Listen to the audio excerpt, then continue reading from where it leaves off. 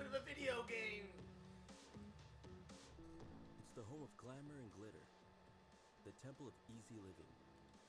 Known for its dream beaches, star-studded villas, and film studios. Welcome to California. Located on the west coast of the United States, alongside the Pacific Ocean and bordering Mexico, the state attracts over 270 million tourists every year. But behind this postcard image lies a very different reality.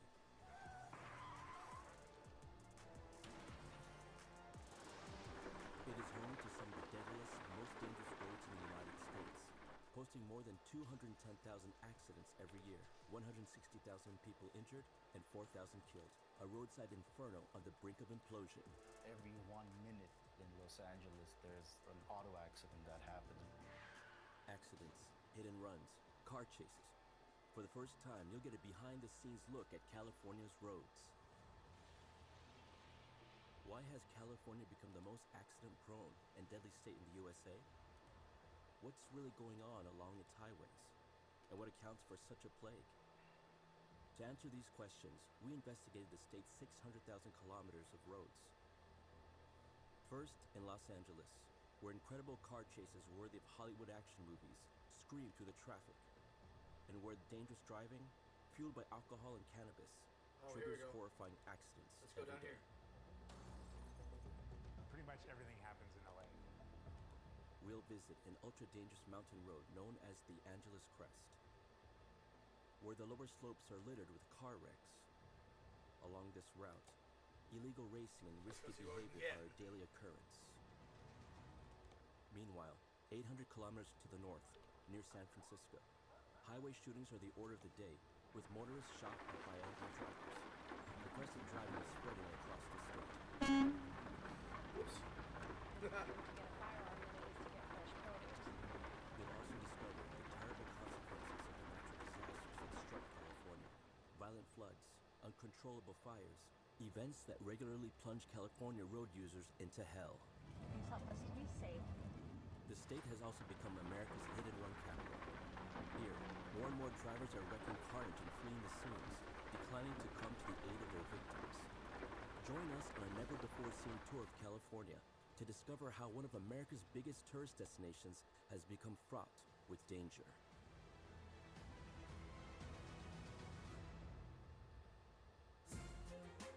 Our investigation begins in Southern California, in Los Angeles County, with 10 million inhabitants spread across an area of some 10,000 kilometers. This is the most densely populated county in the USA. 7 million vehicles, a sprawling road network. The traffic here is exceptionally dense, and the risk of accidents constant. But a spectacular phenomenon is making traffic conditions even more dangerous. Car chases between criminals and police. On average, the City of Angels records almost 10 of them every day.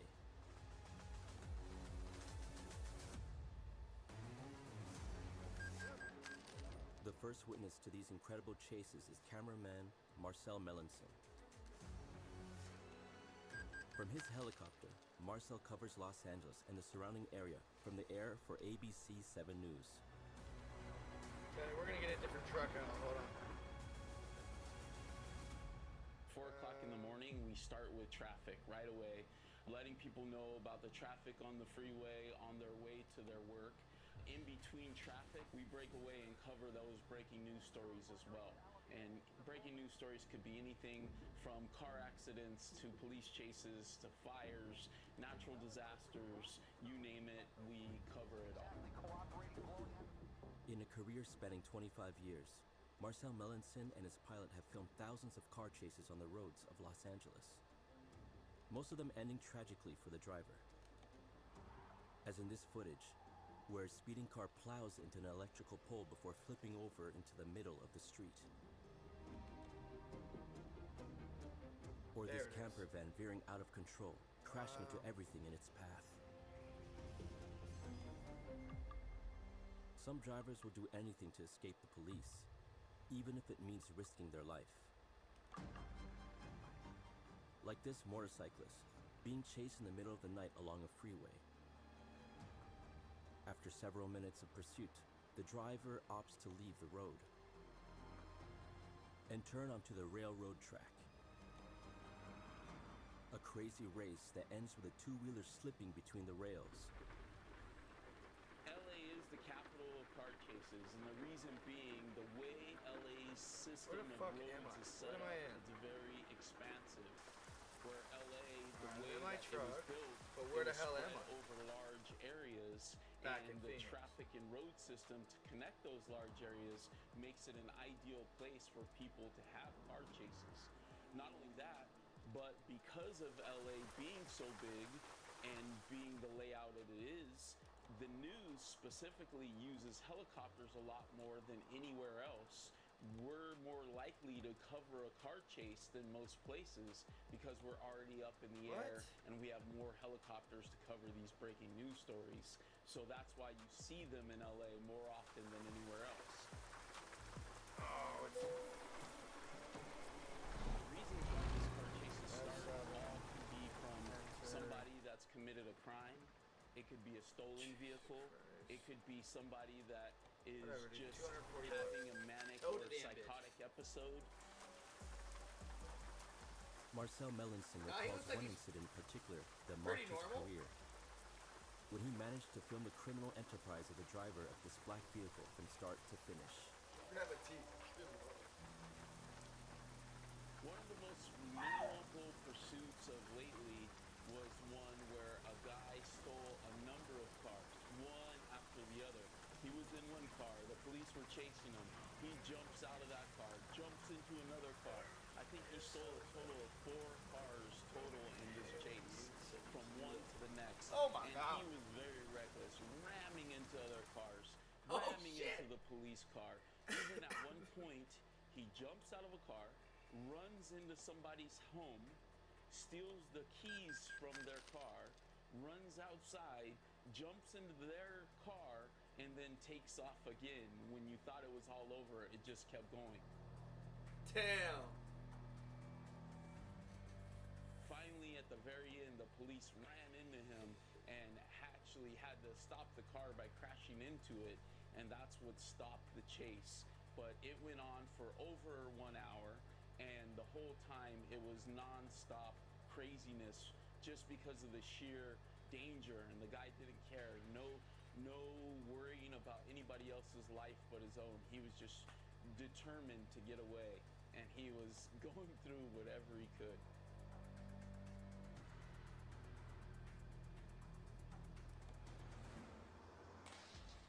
The consequences of these chases can be catastrophic. Pursued by the police, at any moment the fleeing criminals can upgrade my collide with truck real pedestrians or other vehicles in their path. Whenever there's a pursuit, you run the risk of collateral damage. And collateral damage could be from property damage to people actually dying. Innocent people have died when they were hit by people being pursued or by the police themselves. The LAPD released a report for the past 5 years. There's been about 4,000 police pursuits. Oh shit. About yeah. 1,000 people were injured or killed, rough numbers, and about 49% of those people that were injured in those pursuits were innocent motorists. Just driving down the street and the police pursuit happened to come to you and injured you. Every day, Los Angeles County is plunged into mourning by car chases that ended badly. Such tragedies regularly make the headlines, with TV cameras constantly on the lookout for live action scenes to thrill their viewers.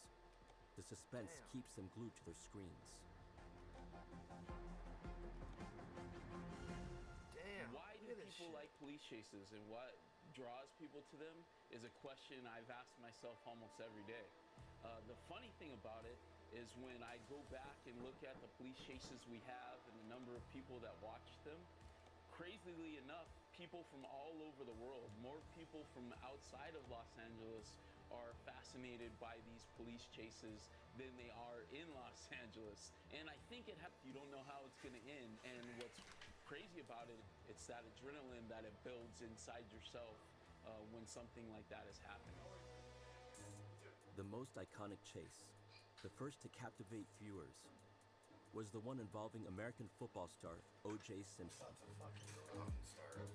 It happened in 1994. O.J. Simpson was running away because he was a suspect in the murder of his wife. And that was, I want to say, Giving you the evil eye, first goddamn. televised Sorry. live chase Somebody that was knocking on the people door. can remember that set it off for all other police chases. So when you think of the most iconic, the number one police chase of all time, it had to be 1994, O.J. Simpson, white Bronco, leading the police all through Los Angeles. It was probably the most iconic chase you could ever think of.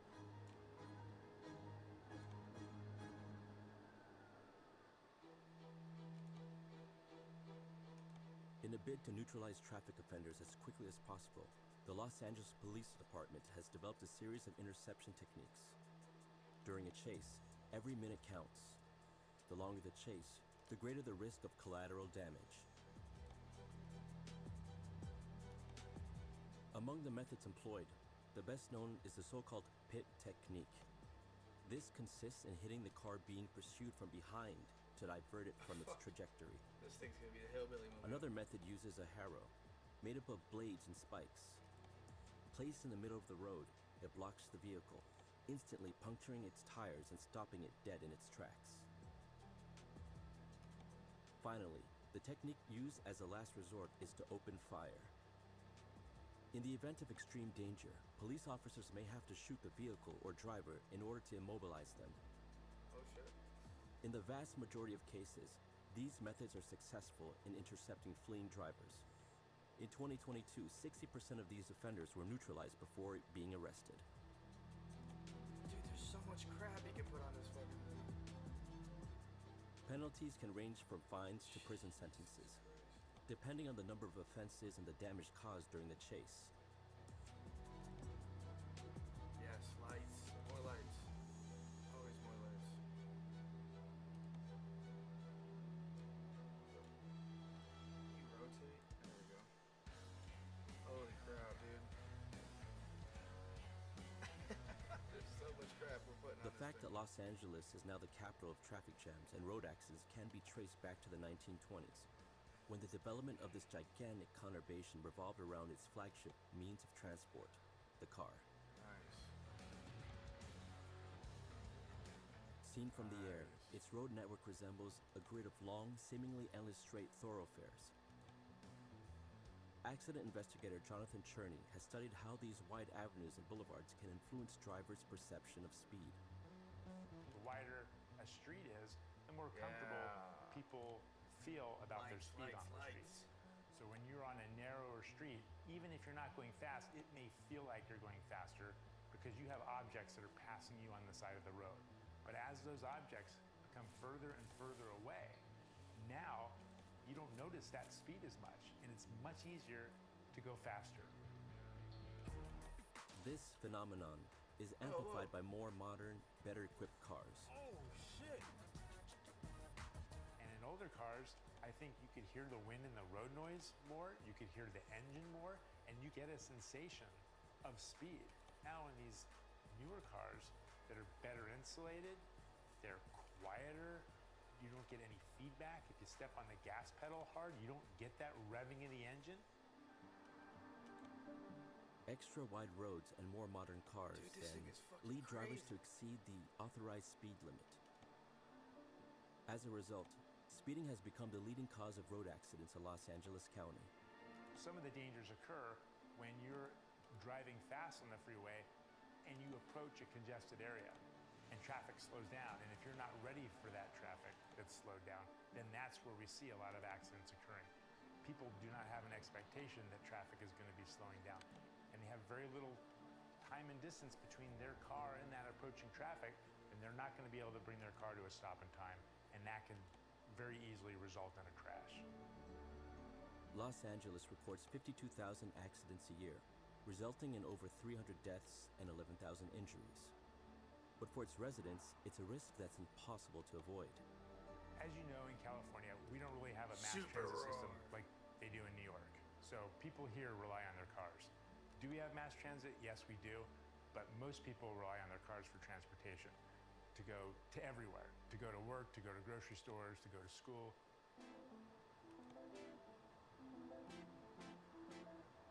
In Los Angeles, drivers spend many hours behind the wheel of their vehicles.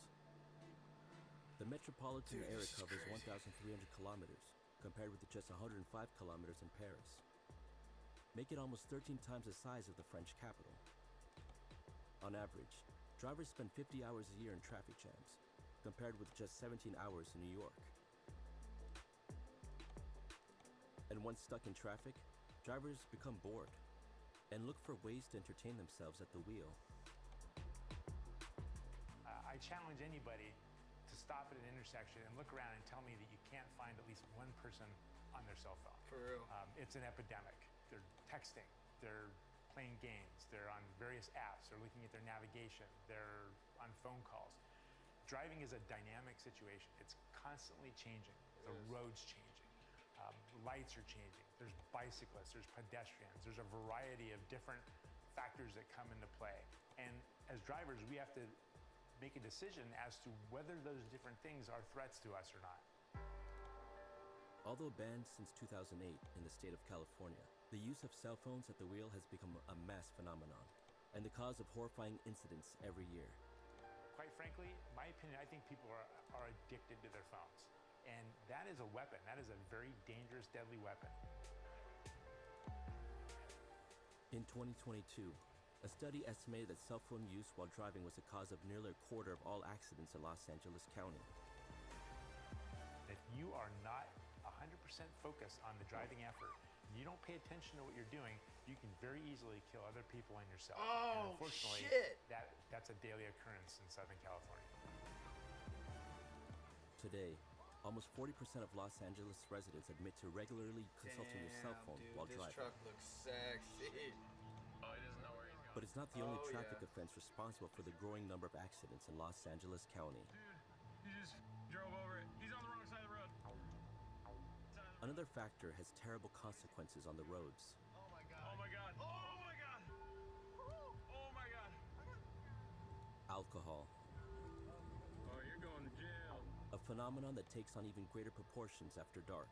So between 2 o'clock and 3 o'clock, you get your DUI crashes. Because most bars and restaurants in Los Angeles close at 2 a.m. So what happens at 2 a.m.? The people that have been drinking get on the road and go home, crash, kill people.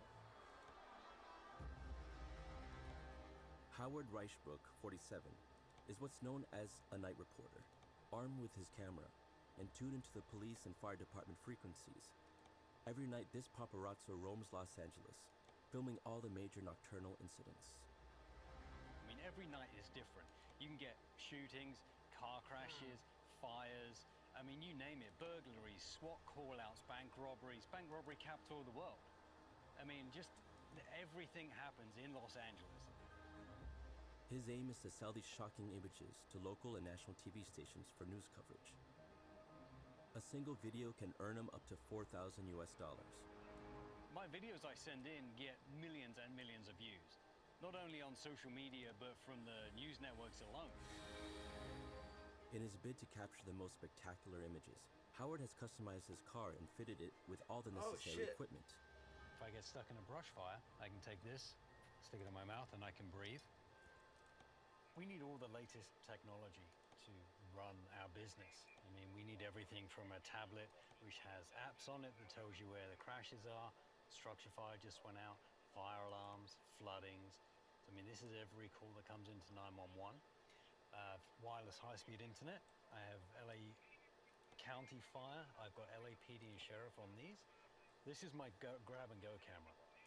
I have a full HD front and back camera, dash cam, which I've made thousands of dollars on. The dash cam is invaluable. In his 25-year career, Howard has covered a number of road accidents, including those involving drunk driving. But one incident in particular left his mark on the journalist's career, a crash that took place north of Los Angeles on the evening of November 19th, 2017, at around 2 a.m. This was one of those stories that I will never forget. I mean, I film a lot of crashes, but this one I was able to get on camera of a car driving the wrong side of the freeway in the fast lane. And then it crashes 100 miles an hour head on into an innocent victim. And when I show up, there's nobody on scene. There's 2 destroyed cars and 3 dead people. And as I'm there witnessing it, my heart's racing, my heart's pumping, I'm sweating, I'm thinking this isn't going to end well. I mean, there's nothing you can do. I mean, you're going to die in that. I mean, that moment between the actual crash and first responders showing up, it's kind of hard to describe, but it's calm, you can smell it. I mean, visually it looks crazy, but the smell of the gasoline, the oil, the crumpled metal, I mean, it just smells like death. I mean, there's no other way to describe it. This terrible accident was caused by a drunk driver. In 2022, We're ready. 2,200 crashes like this one were recorded in Los Angeles County. The scourge known as driving under the influence is one that the authorities are constantly trying to get under control. More recently, though, a new law has had dramatic consequences on road accidents: the legalization of cannabis. It all began in 2016, when the state of California authorized the use of recreational drugs. At the time, the authorities had no idea of the impact the measure would have on the road death statistics. Alpine Nazarian, a lawyer from road accident victims, knows all about the consequences of driving under the influence. With marijuana use, people are more in control, so they feel more comfortable and get behind the wheel. Even though they're calm, they're not like an alcoholic person that's out of control, raging, smells. They're well put together, but mentally you zone out and you lose sight of the details on Some the road. dipshits do. You can't say that for everybody, though. Sorry. It's just not true. Holy shit! 21 American states have legalized the use of marijuana. And while See if I everywhere can get my drug use eight-shifter behind the setting to wheel work remains again. strictly forbidden, with offenders facing penalties ranging from a suspended license to up to a year in prison. In California, the phenomenon is only getting worse. Almost 42% of drivers involved in fatal road accidents have tested positive for drugs. Speeding, alcohol, and drugs are scourges compounded by sometimes extreme weather conditions that make the roads even more dangerous. California, Los Angeles, we don't get too much rain compared to some other areas. So when we do get heavy rain, which is maybe 1, 2, 3 months a year, definitely, from my experience, we'll see an increase in auto accidents, motorcycle accidents, simply because the roadway is more dangerous. It's slippery, but even more so, I think the drivers here are so used to the beautiful sunshine and the beaches and the nice weather that a little bit of rain throws them off and people aren't that great at driving.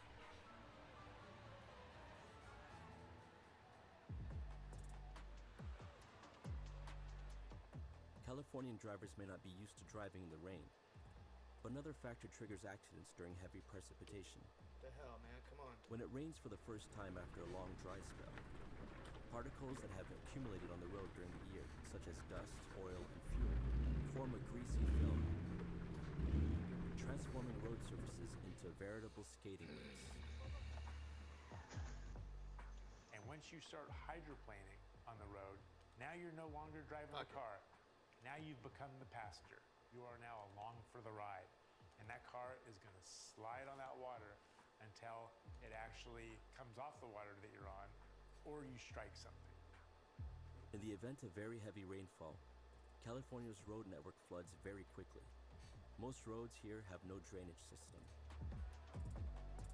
And if we end up with standing water and we hit that water at freeway speeds, that can result in a crash. And one of the problems with drivers in Southern California is that we tend to drive the same speed all the time, which is not necessarily a good idea. Let's try this one. As soon as the first rains arrive, a combination of inappropriate driving and inexperience inevitably leads to a series of accidents on the city's roads. so much so that the number of accidents during these rainy periods increases fourfold. Spectacular flooding, speeding, cell phone use, driving under the influence. In the space of just a few years, Los Angeles County has become the area with the highest number of road fatalities in the entire state of California. Man, I can't get anything now. Come on, But other man. places, far from the big conurbations, are also high-risk areas for Fucking motorists. game, dude. The national parks. California has 8 of them, spread over 26,000 kilometers and more than 13 million hectares of forest, equivalent to a third of its total area. These park areas can be transformed into gigantic infernos. Oh, man, look at all this fire. Yeah, we picked the right day to take the 2, man. Oh my god, no we did not. Holy shit. Look at all this, look right next to us. You feel the heat? Holy shit. Extreme drought, rampant urbanization, and dense vegetation make this state one of the most flammable in the country. Wildfires feature regularly on TV news and on the front pages of the international press. What the fuck, dude? Where The is the state's setting firestorms for are among just the most shifting up and devastating in the country. down? I don't The have the 2021 clutch Dixie Fire in activated. Northern California claimed 86 lives and ravaged more than It's not in 400,000 splitter hectares. mode.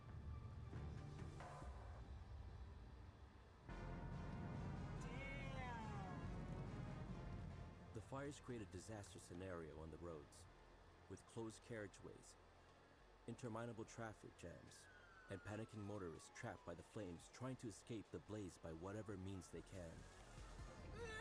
Go back, go back, go back. Turn around, turn around. As was the case one day in July 2015, on Interstate 15 between Los Angeles and Las Vegas, when a terrible fire began to spread alongside the busy freeway.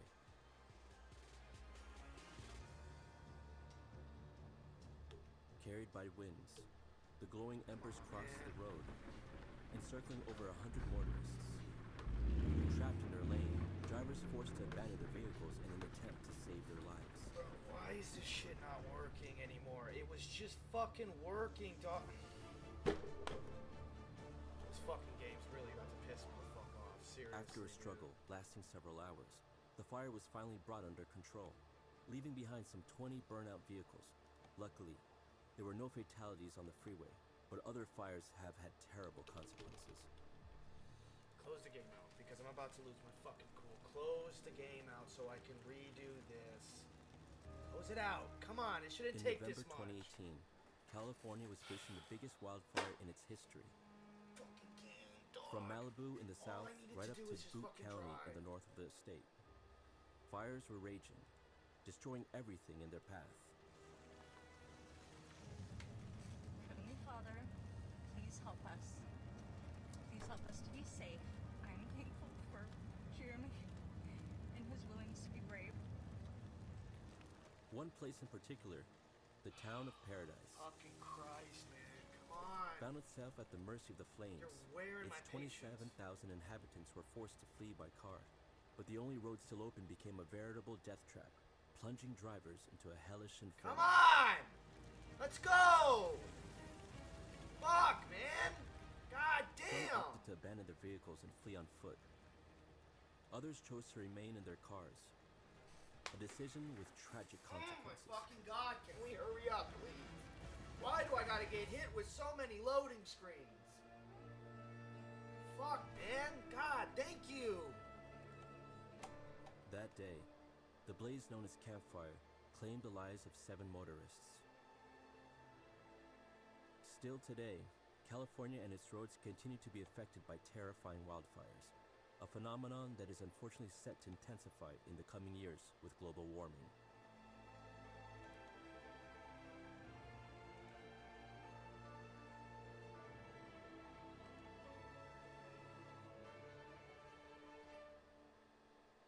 Get the fuck out of my face! I'm just gonna keep standing here until you get away. Fucking pump.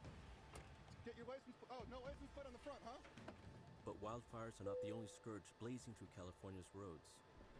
Another phenomenon is becoming increasingly prevalent across the state: driver-on-driver violence.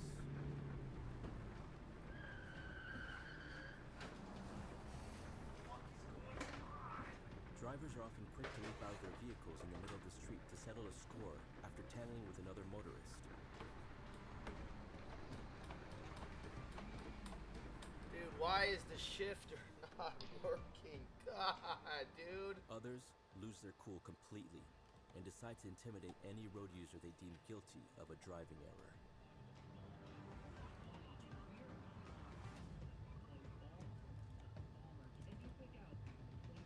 Insults, fights, acts of vandalism. This is the growing phenomenon known as road rage.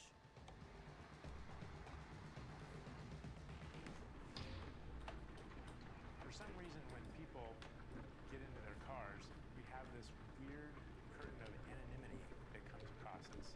And so it's easier for people to react in inappropriate ways, which is honking their horn, yelling at somebody, showing them the middle finger.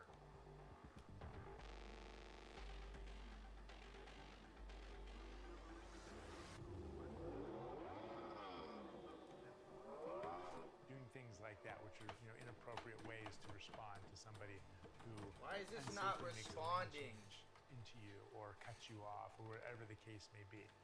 There's a tendency of people to lash out. Stay on your fucking phone. You're in your car. In these images, the motorcyclist equipped with an onboard camera can be heard telling a driver not to use his phone at the wheel. The remark incenses the driver, who decides to take revenge, and he doesn't hold back. Cannot believe I His can't play this extremely game dangerous because the reaction fucking is steering followed wheel by a won't hit and run. connect. Criminologist Gotta be Greg kidding me, Woods dude. has been studying the resurgence of this phenomenon on the roads. The California Highway Patrol will report that the number one cause of automobile accidents is aggressive driving. It is the aggressive driving that arguably causes individuals to feel as if they are disrespected, cut off, then becoming the victims of road rage or the perpetrators of road rage. Fatigue and irritation caused by heavy traffic lead to unpredictable reactions from some motorists. Tanya Shard, a lawyer and expert in firearms regulation, has studied this kind of behavior. And I also think you're dealing with a time where people are very stressed out. They were suffering from depression. I think there were a lot of financial issues. I think a lot of the things that happened in the last 3 years in the United States has created a lot of stress for people. And unfortunately, I think sometimes you're seeing escalations of road rage, again, where someone maybe used to just honk or slam their hands on their wheel, but unfortunately, they now have a firearm, and they're reaching for that firearm and shooting people. All you guys, go grab some pussy. Right? A perceived slight might very well be answered in California, well, not with a middle finger or the shaking of a fist, but with bullets, with a firearm.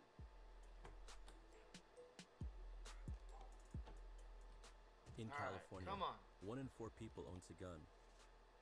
The firearms business generated nearly $5.2 billion in 2022, with over 31 million guns sold in the state. This American tradition has disastrous consequences on the roads, where not everyone respects the law requiring guns and vehicles to be kept under lock and key. And the more firearms we have nationally, it's logical to conclude why it is that we are experiencing such an increased rate of shootings, firearm causing injury on the road. In all, more than 400 road shootings a year, more than one a day, are recorded in the state. And in 2022, almost half of them were recorded in the northern part of the state.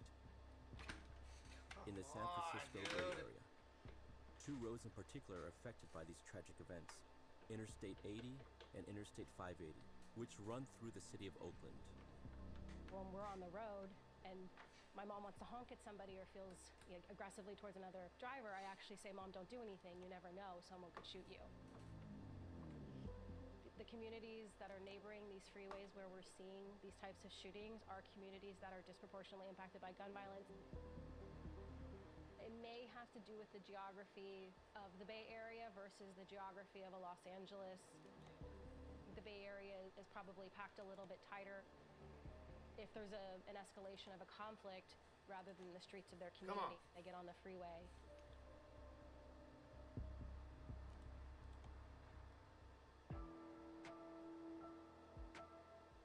These episodes often result in terrible tragedies, as innocent drivers and passengers get caught in the crossfire of the growing number of shootings. Like this young couple, whose journey on the freeway turned into a nightmare. Hi, are you okay? As these images show, They just shot through our fucking window. Are you okay? Alright, we need help. a stray bullet penetrates the passenger compartment. They both escape unharmed, but not everyone is so lucky. The authorities, meanwhile, are looking for ways to put an end to these innocent deaths. There are a number of technological advancements that are currently being relied upon by local government. Specifically, we have the shot spotter technology, where we use satellite technology and other surveillance recording devices to identify the locations of the shooting. And if we can then conclude that a particular area has historically been riddled with bullets at a particular time, then we might be able to increase the presence of law enforcement in those particular areas through what is called predictive policing.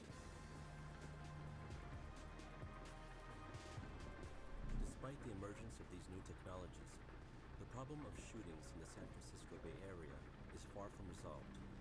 Every year, nearly 3,000 people are killed by firearms in California.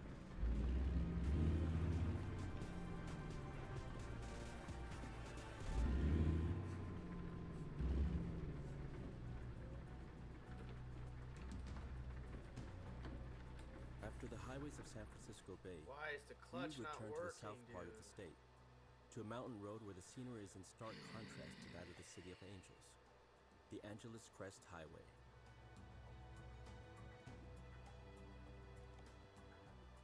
It links the town of La Cañada Flint Ridge, north of Los Angeles, to Wrightwood in San Bernardino County. This 106-kilometer-long road, perched an altitude of 2,000 meters, winds its way through the San Gabriel Mountains and Angeles National Forest. Can the fucking truck just shift Angeles already? Crest is Thank you. very Good. Fuck it. close in Whatever. Fuck the proximity. H So shit. let's say from downtown Los Angeles, to give everyone a perspective, maybe a 30-minute to 1-hour Pedals drive. are backwards for some We have retarded special ass reason. places where cars can park and just enjoy the view, maybe grab a snack, eat something. You'll see a lot of the stars. It's amazing. Let's go get a shot across The this route country. has become one of the most dangerous roads in the whole of California. Here, the layout and weather conditions make driving extremely difficult, often plagued by snowstorms. It is also affected by massive flooding and terrible landslides. Especially during the winter time when snow and ice comes into play, the police and law enforcement will mandate that people have chains on their wheels to go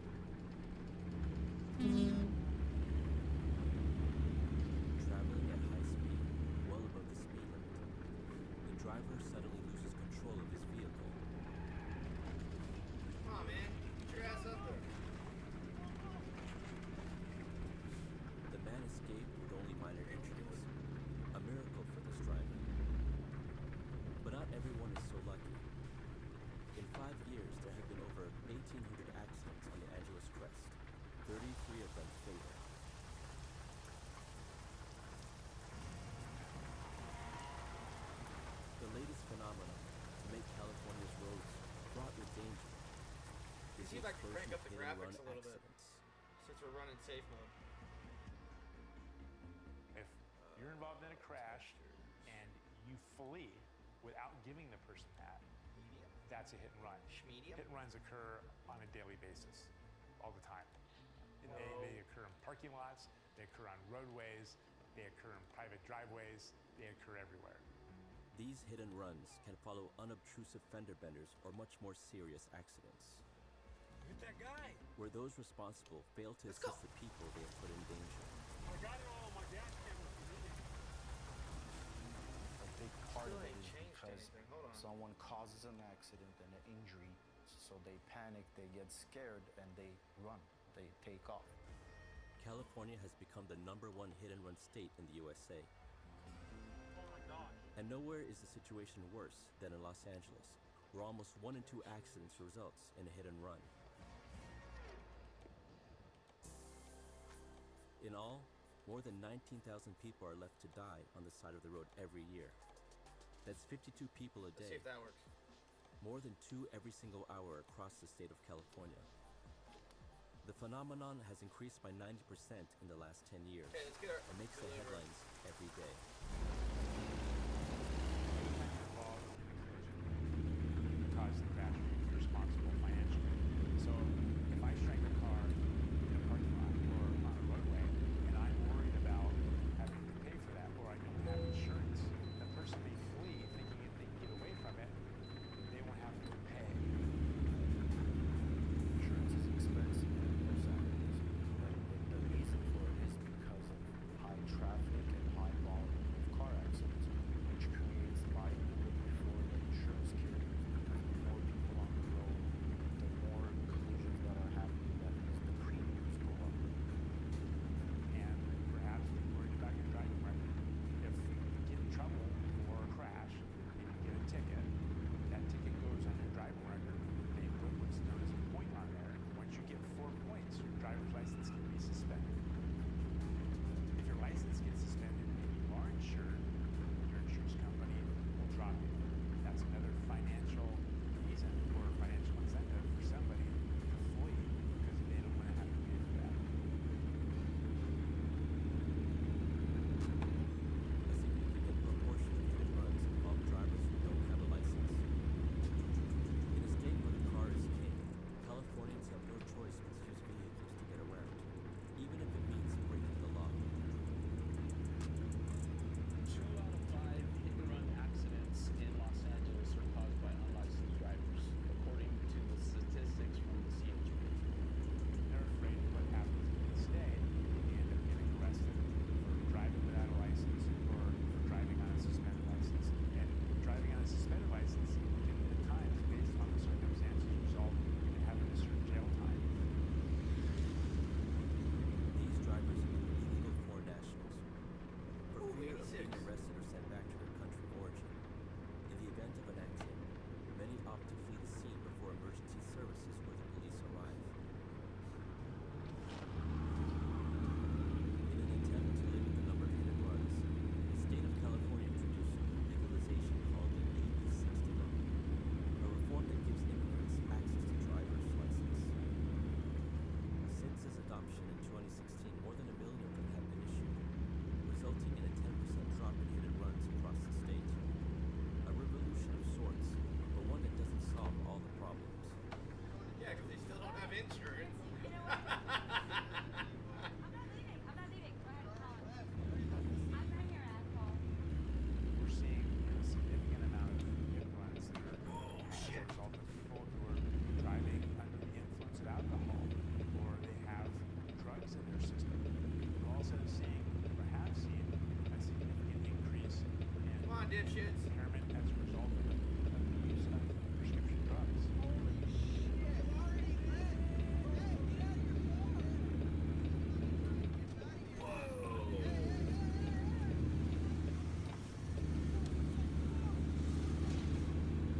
Hit-and-runs regularly make the headlines in California.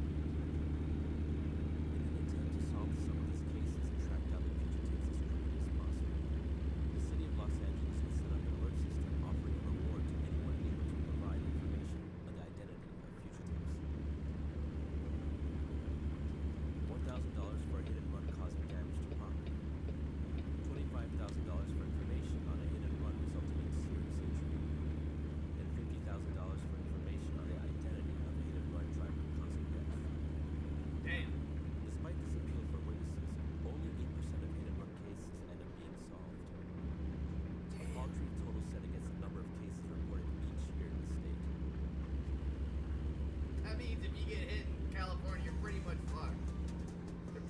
probably gonna run. Overcrowded roads, car chases, road rage, recklessness, some of the most dangerous fires in the USA.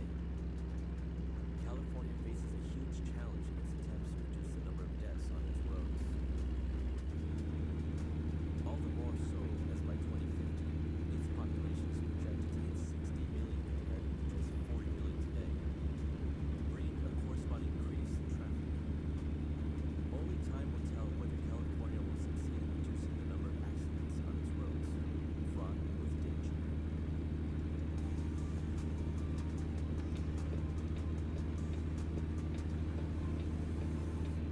Pulling up right now. Here we go.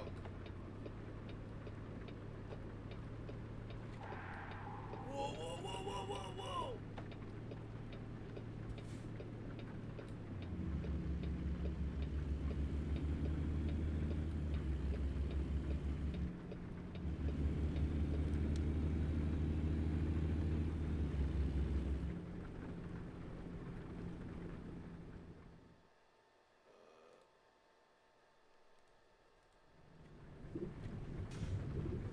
Oh, shit.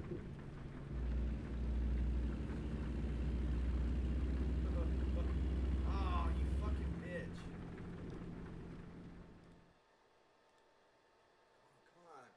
August 1946. Esteemed U.S. naval officer and explorer Admiral Richard Byrd, one of the first pilots to fly over both the North and South Poles, organizes Operation High Jump, the largest expedition ever to travel to Antarctica. With 13 ships, 23 aircraft, and over 4,700 military personnel. This was very important that after the conclusion of World War II, Admiral Byrd was asked if he would mount a large armada and go for 4 months. It was supposed to be that they would pouring go out here. in December, January, February, and March. What the hell? And there was a list of military goals that they were to achieve, but There's got to be by somewhere the I can end get of February, business around something here. happened. One of the mission's official goals was investigating sites for potential military bases in Antarctica. But during his explorations, Admiral Byrd allegedly came upon something highly unexpected. This story is said to come from his diaries, not his published account of the trip, but something he held back and then later was suppressed by government authorities that found it frightening. In his diary, which was discovered by his son after his death, Admiral Byrd tells an extraordinary story. Admiral Byrd heard there was an entrance to the center of the Earth through the South Pole. And he took planes into the South, under the South Pole. Go around it. And when he did that, he discovered that as he flew over the pole, suddenly he's looking at things that shouldn't be there. I mean, it was temperate. His squadron flew under the Earth, into the Earth. It turns into this lush and green area, and he can't even believe his eyes. But that's just the beginning of his extraordinary story. He tells how all of a sudden he starts to see a shimmering rainbow city that's made of crystal.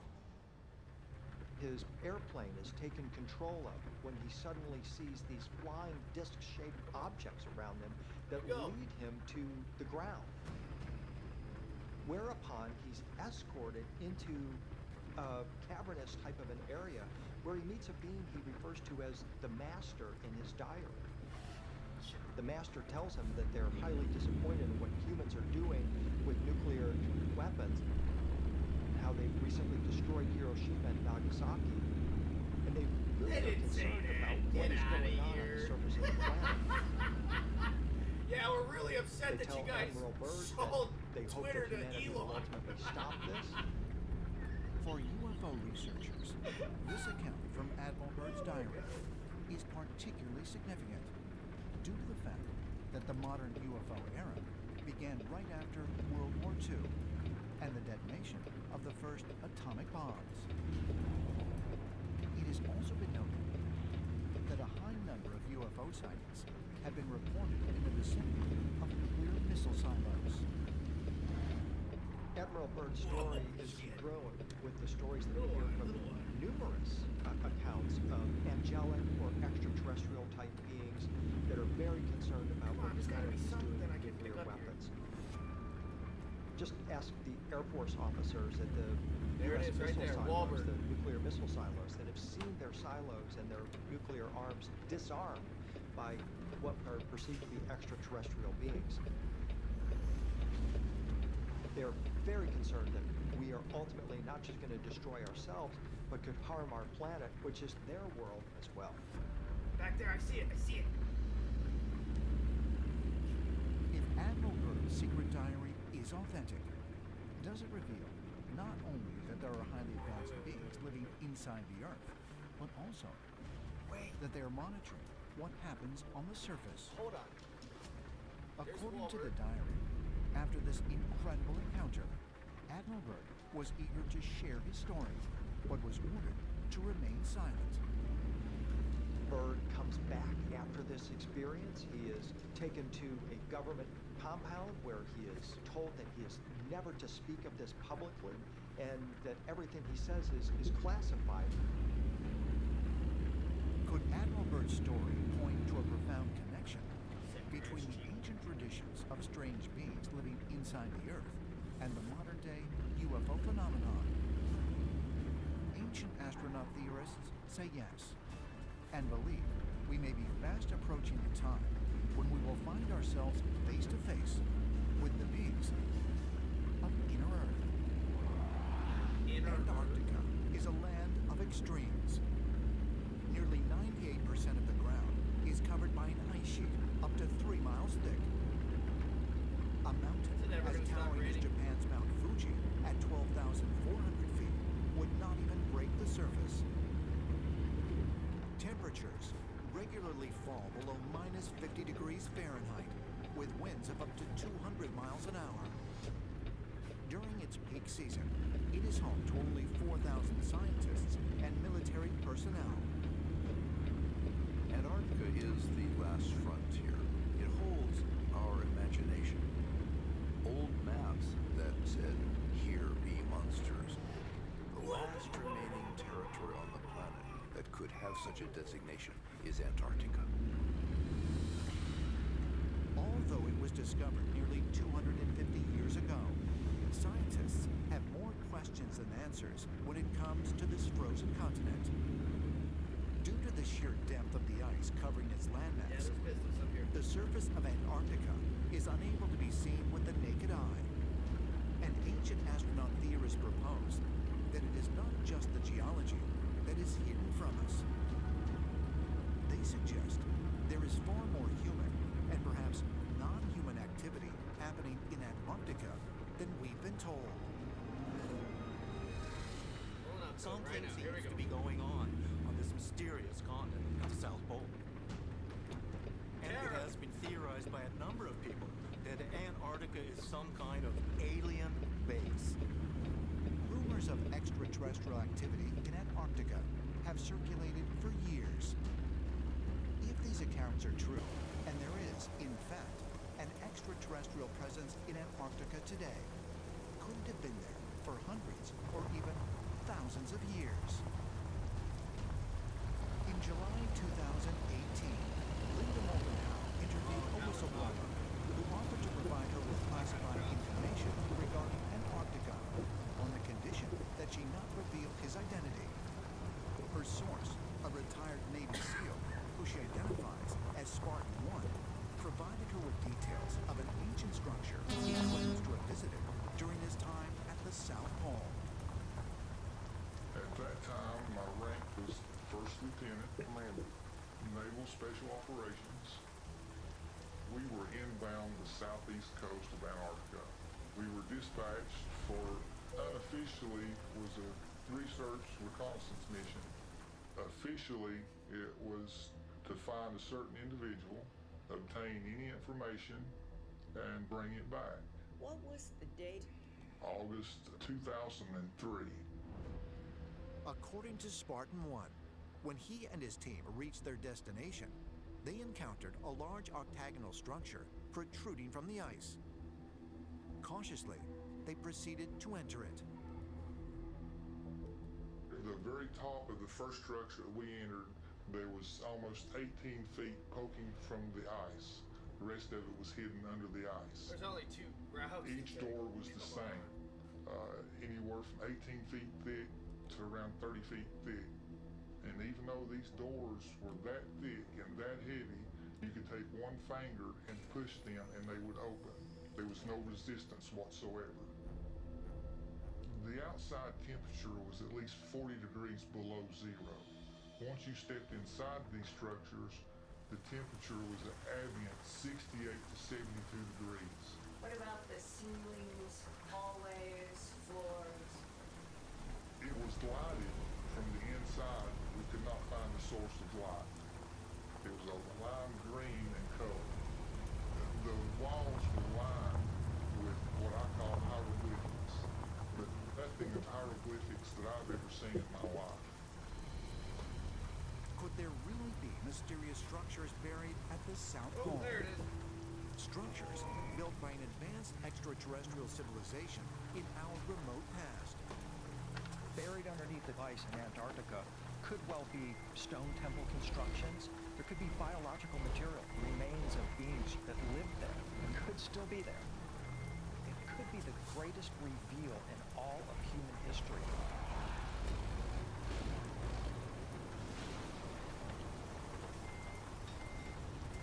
The Bible's book of Genesis.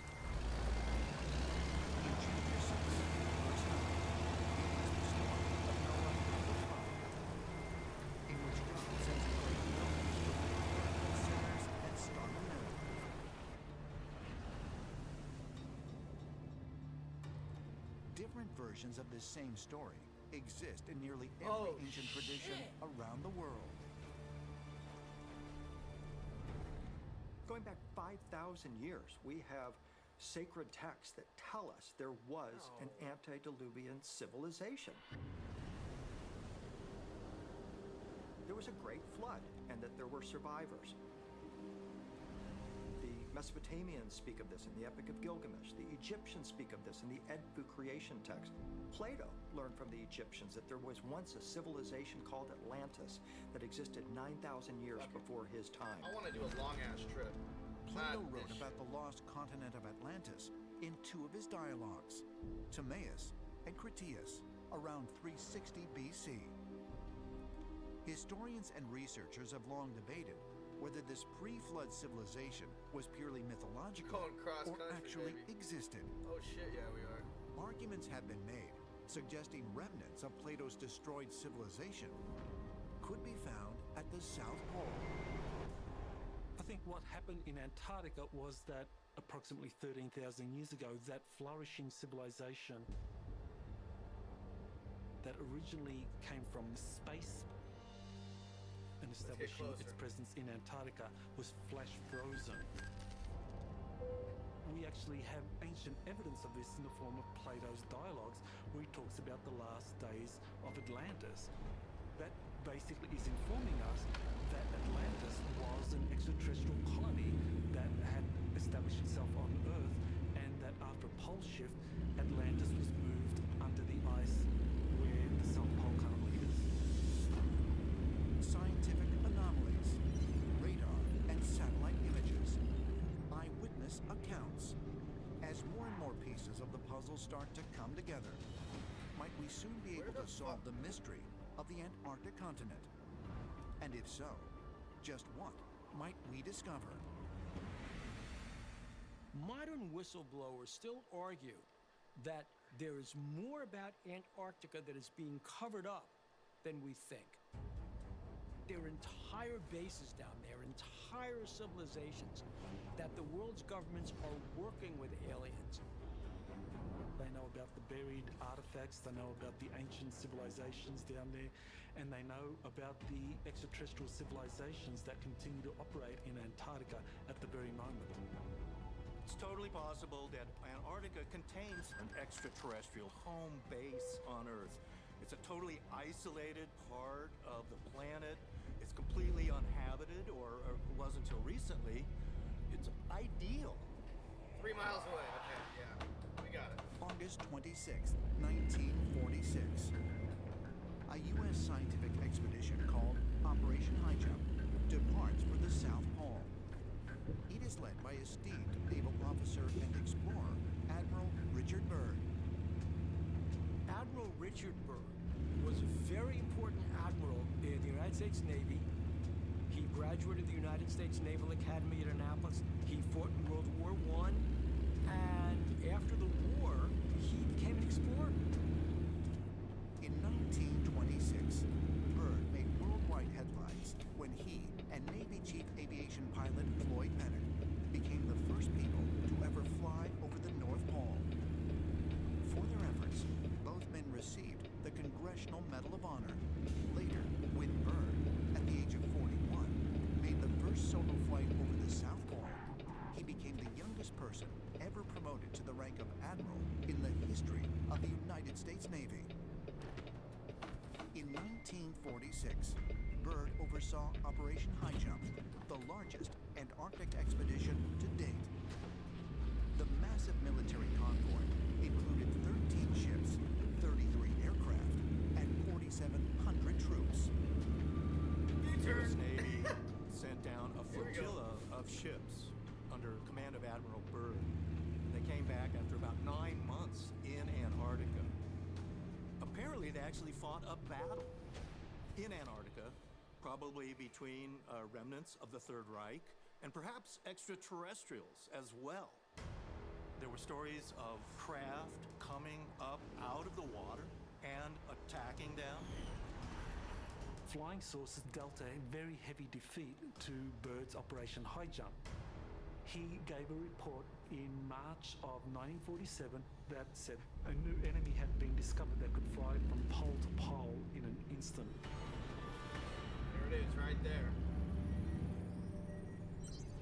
In 2018, more than 70 years after Byrd's astounding claim, a satellite image captured what appeared to be a condensed water trail from an aircraft, or contrail, that could only have been produced by something traveling at incredibly high speeds.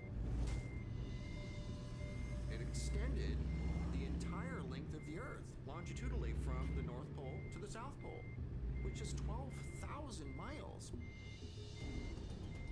The maximum length of time that a contrail can maintain its shape is 30 minutes, but most dissipate in less than 15. Only a craft capable of traveling faster than 50,000 miles per hour, or 10 times the speed of the fastest aircraft in existence today, could leave a contrail that would stretch the entire length of the Earth without breaking up. It's a seeming impossibility because it meant that some object was able to traverse the entire planet from pole to pole in a matter of minutes before the contrail disappeared. Whatever created that was going beyond Mach 10. Mach 10 is over 8,000 miles per hour. This was probably going much, much faster than that. So whatever it was something that more than likely we've never seen before. In the 21st century, satellite photography has allowed anyone with an internet connection to access images of Antarctica.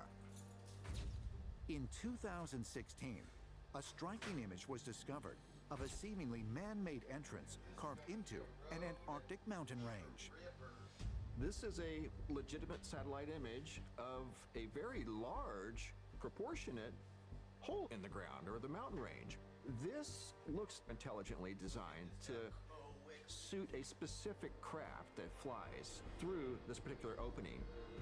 Similarly, in 2018, internet researchers released the coordinates for what they describe as a UFO crash-landed on the Antarctic island of South Georgia. The photographs are really compelling because this is not somebody making believe something is there. You can actually see the skid marks. It actually looks as though an object is moving along that ice. But the thing that so intrigued people looking at those images were that the skid marks were straight. Some ancient astronaut theorists have noted that the shape of the alleged craft is very similar to a mysterious celestial object that was detected entering our solar system in October 2017.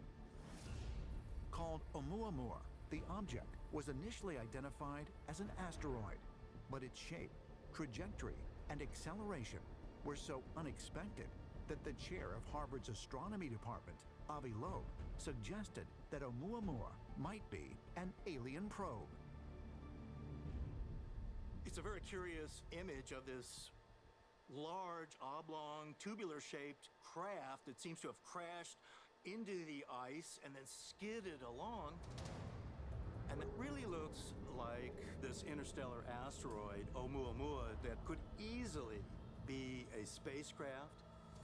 The actual craft itself is right around 50 yards in length. This is the wider view of this object that quite possibly came in at an angle, ricocheted off of the base of this mountain, and that's what gave it the momentum to skid several thousands of feet. You can definitely see the mountain. There's some disturbance here where this track leads back to from this unidentified object. This very well could be a crash landing based off of what we're seeing at the bottom of the mountain, yes. Is it possible that online researchers using satellite technology actually located the crashed remnants of an extraterrestrial vehicle and the opening to an underground alien base? There's been a lot of talk about underground bases in Antarctica, and certain satellite photos show mountain areas that have unusual caverns in them, literal windows that are the shape of a flying saucer. Is it possible that secret, perhaps extraterrestrial station on the continent? It was opened by the U.S. government in 1956 and houses up to as many as 1,200 residents at a time. In January of 2015, a U.S. Navy flight engineer who served with the Antarctic Development Squadron at McMurdo for 14 years, came forward to investigative reporter Linda Moulton Howe with bizarre accounts of his time in Antarctica. In January 2015, I got an email from a retired naval flight engineer. He's asked me to call him only Brian in the world public, and this is what he told me. From about 1983 to when he retired from the Navy in 1997, he was in all kinds of various places. In all these trips, nothing of a high strangeness had occurred, and then all of a sudden it was one thing after another. During a squadron mission in the Transantarctic Mountains, the whole crew saw a whole bunch of silver darting objects, and they are round. And he says they're doing the strangest thing. They're going like to this peak in a group, to this peak in a group, to this peak in a group, and then they'd all take off. And not only did this happen once, it happened over and over. According to the informant, this was just one of many strange mysteries on the continent that he witnessed during his time there. They get an assignment not long after. There's a medical emergency. They are now under the gun, the clock is ticking, and a decision was made. They're going over through the no-fly zone because it's a medical emergency. And what do they see? In the ice, like a huge entrance to a cave but slanted going down, and he said, I think it was at least, Linda, 200 feet in diameter, a big hole in the ice. And he said, our instruments are not operating, we were losing electricity, we had magnetic anomalies, and we concluded there's something about this hole that is now causing these problems. They do their medical. They appear to be from Washington, D.C., and as he said, they told us that we are never, ever to fly over that hole, and we are never to discuss it again. What is that about? And does that have anything to do with all these other pieces that keep emerging, that there might be something archaeological in Antarctica? According to ancient astronaut theorists, this was not the first time a massive hole has been spotted in the ice of Antarctica. Famous polar explorer Admiral Richard Byrd allegedly reported seeing a massive entrance to an underground world. Sorts of aliens. And when Byrd got back to the United States, he was brought back to Washington where he was questioned very heavily about his statements. And allegedly he was told to stop talking about this. You have to wonder, is the South Pole some kind of extraterrestrial entry zone? Some kind of portal that's so important that it has to be controlled by the military? While it may seem unthinkable that pyramids could exist in Antarctica, in recent years, archaeologists have found pyramids all over the world that had been lost for centuries, mistaken as natural formations, or hidden in the most Angeles, California. All the way around the world, we find evidence of pyramid structures. We should start looking at the possibility that there was habitation on Antarctica. Was it a lost civilization? Could it be ancient astronauts? And just maybe the earliest monuments of our own civilization came originally from Antarctica. If this gigantic pyramid in Antarctica is an artificial structure, it would probably be the oldest pyramid on our planet. And in fact, it might be the master pyramid that all the other pyramids on planet Earth were designed to look like. There has been extensive regenerators. And so if you have these pyramids strategically placed around the world generating this charge, it's possible to create a general standing wave around the world that is basically a wireless transmission of energy. It's been theorized that ancient ships, extraterrestrials, and those with high technology could use this interconnected wireless energy system to navigate around the planet. And it makes sense that if there was some kind of worldwide pyramid power grid like this, that Antarctica would have pyramids as well. The whole idea of these pyramidal structures, where did it come from? It's not an arbitrary thing. And these structures, they exist worldwide. So, what was the impetus? What's the origin? And even more fascinating, did they originate Antarctica? Provide evidence of extraterrestrial visitation to our planet in the remote past. And if they are actually man-made structures, how is such a thing even possible in a place that has been buried beneath the ice for over 12 million years? According to ancient astronaut theorists, Antarctica may not have been a frozen continent, the ice. East Antarctica, October 2015. Scientists at NASA announced that despite years of thinking otherwise, they are now finding that the ice in this region is actually growing, averaging 82 billion tons a year.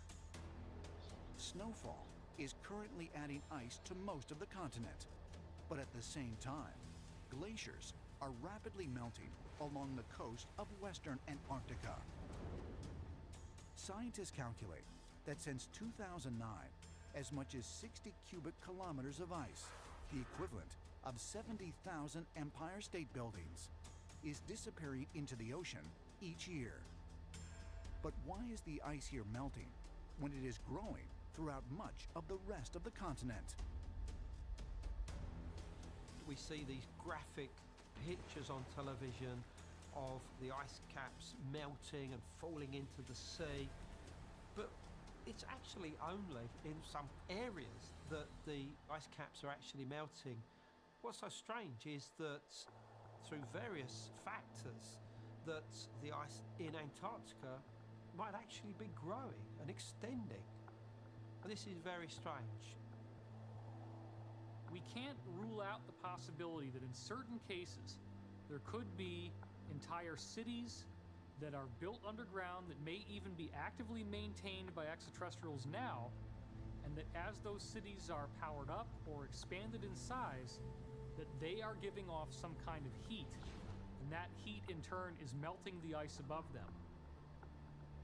If there are things buried under the miles of ice at Antarctica, then that would mean that had to have happened before the last ice age. So who knows what we'll find there? Remnants of a lost civilization, perhaps even tools with which these civilizations were built. It's possible that underneath the ice will be keys for us to actually save ourselves and reclaim our ancient past. We may end up in a situation where this can't be covered up anymore, where visible ruins, gigantic pyramids, gigantic obelisks start to peek through the ice. And at that point, it's game over. No longer can this be swept under the rug. There's no question that under the ice of Antarctica, there could be extraterrestrial craft. There could be cities down there. Bottom line is, it will shock the entire belief system of humankind. It will just change everything we know. What really lies beneath the ice and snow in Antarctica? Was this frozen continent once covered with lush vegetation, as well as pyramids that predate those in Egypt? And if extraterrestrials truly did inhabit Antarctica, could these otherworldly visitors still be hiding out there today?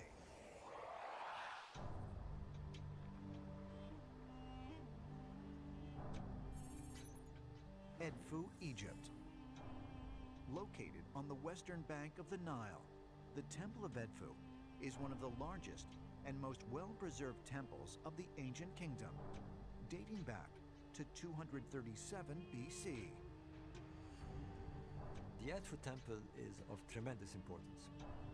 As you enter the temple, it's like you're going inside a book. It's literally full of texts. Every wall, every column, every room, every chamber is filled with texts. They're known collectively as the Edfu texts. What is very interesting is that the majority of these texts speak about the creation of the world. Two gods, they created an island in the middle of the eternal lake. Creation started with that island. The occupants of this so-called primordial mythical world, very strange creatures. There seems to be three groups of people. One called the sages, one called the builders, and the other called the Sheptiu. Nobody knows who they are. These are the ones that are very mysterious because they are said to emerge from the water. Then the Egyptians believed a series of gods came and built the first temples. It says that here the first temples were built, the first ones ever in the world, and that these became the blueprint for every temple in Egypt. Once all the creator gods have done their job with creating the world, they would meet with their big bird and ascend to the sky. Ancient Egyptians believed with all their heart that everything listed and inscribed on these walls are where gods would go and ascend to the sky. Then ancient Egyptians, the devoted ones, would believe that island exists. According to the Edfu texts, not all of the occupants left. And after many generations, the island suffered a terrible fate. The texts are very different as to what happens to the occupants, these strange gods. They seem to, once they have set the scene, once they have built the temples, they hand over their work to the historical lineage, and then they depart. We don't know where they go. There seems to be something very interesting here. There seems to be a war going on. The armies of these divinities is led by this falcon god, and he battles a kind of enemy represented by snake. in the skies appeared what was known as the enemy snake. It had a name. It was called the Great Leaping One. And it was said that immediately it appeared, there was a time of darkness. And there were suddenly floods that destroyed this sacred island. And when the waters receded, these original beings, who were known as the Ancient Ones or the Elder Ones, were now no longer there. Perhaps the Great Leaping One, this enemy snake, was the memory of the comet that entered into our inner solar system, broke up, causing devastation and destruction.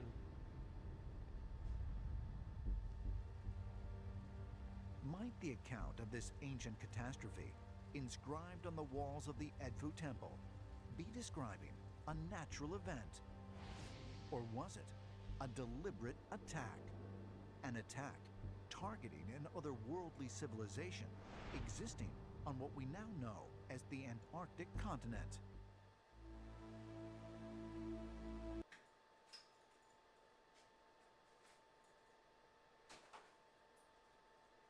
Oh boy, did I get myself some lunch today.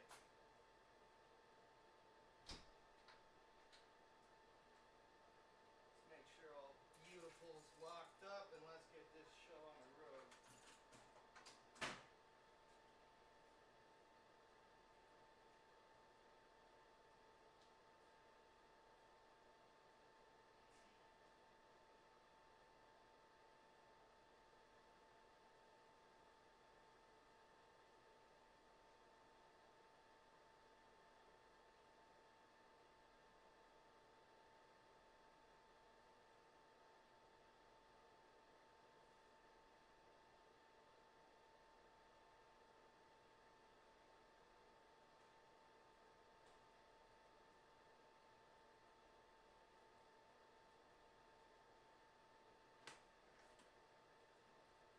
The live stream will be right back in about 15 to 20 minutes. I just got home. I just got my food from the grocery store, so I'm going to eat real fast, watch a quick video. We'll be right back. So if you're interested in the crazy road trip, it's already set up to go. I just got to eat real fast.